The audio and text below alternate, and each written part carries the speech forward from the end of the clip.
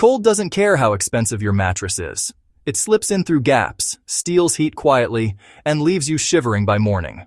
Long before memory foam and electric blankets, people solved this problem with something brutally simple and shockingly effective.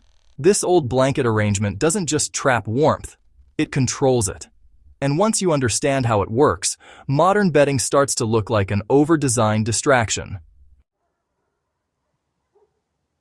The traditional blanket arrangement was not about one thick layer. It was about multiple jobs working together. One layer blocked airflow, another reflected heat, another created loft, another absorbed moisture before it could chill you. Every piece had a purpose. Remove one, and the system weakens. Stack them right, and your body heat becomes a closed loop that barely escapes. The foundation was weight.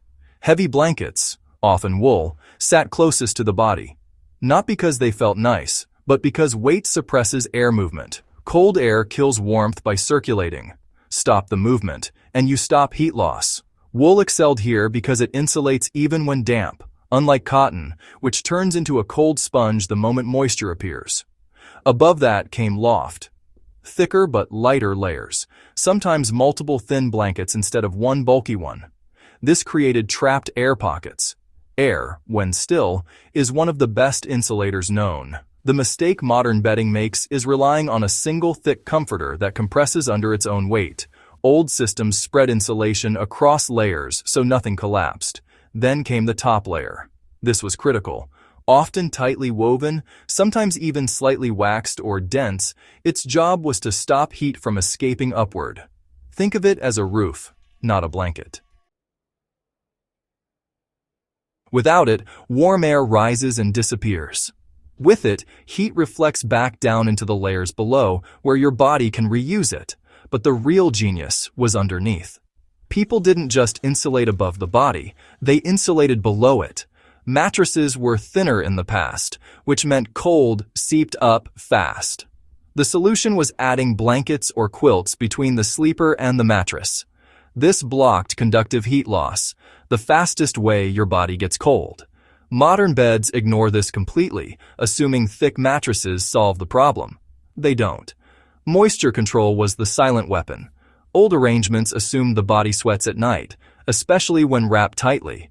So they used materials that wicked moisture away instead of trapping it. Wool again dominated.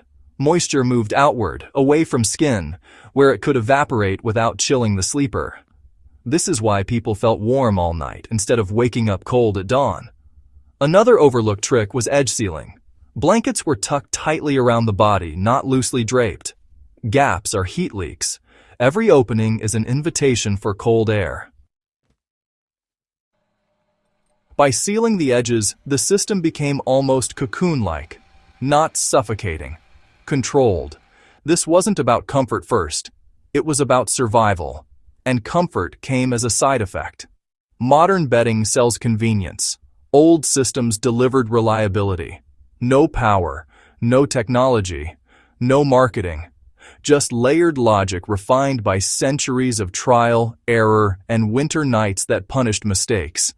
If you've ever wondered why camping with basic blankets sometimes feels warmer than sleeping at home under a designer duvet, this is why. The system matters more than the material. You don't need to abandon modern bedding. But if you borrow the logic, layering, weight, airflow control, moisture management, you'll sleep warmer with what you already own. That's the kind of knowledge history's survival code exists to preserve. If you value real-world wisdom that still works when modern systems fail, subscribe, share this with someone who hates cold mornings, and stay sharp. Winter always comes back.